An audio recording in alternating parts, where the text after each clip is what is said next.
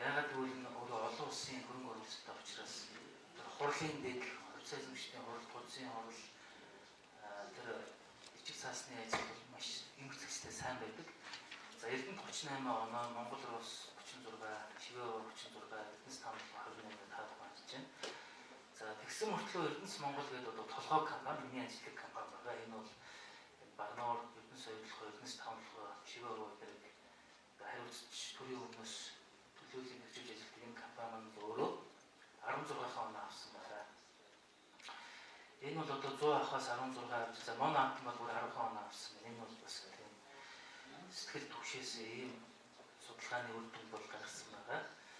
За өөр нэг олон улсын судалгаа гэдэг юм байна. Та бүхэн интернетээр ороод Google дээр хайрд болчихвол энэ бол олон улсын одоо эрдэс баялагын салбарын засаглалын индекс гэсэн юм зүйл байдаг.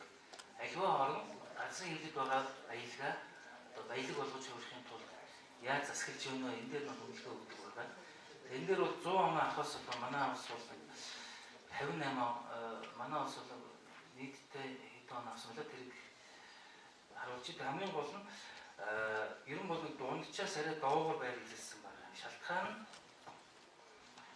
за ингээд ийм дэлгэрэнгүй тайлан гарцсан байдаг юм лээ.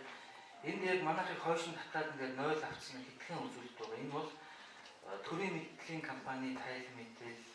За компаниуд санхүүгийн үйл ажиллагаа тэгэхээр тайлан хэмжээний үзүүлэлт бол дандаа 0 оноо аваад тэгээд одоо та бүхэн харж байгаа байх энэ хамгийн бага оноо авсан бүлэг нь бол тайланч мэдээлэх талаар бол ингээд хамгийн бага оноо авсан байгаа. Энэ болохоор нийт оноогоо хойшин татаад ер манай улсын одоо засаглалын чадварыг бол ингээд нэлээд хойшин оруулсан ийм үзүүлэлт байгаа. Тэгэхээр өнөөдрийн форум бол үнэхээр нөгөө загтансан газар маажж байгаа юм шиг ийм форум болж байгаа маа.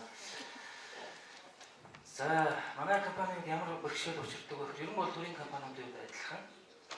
Төр маань өөрөө хувьцаа эзэмших зохицуулалт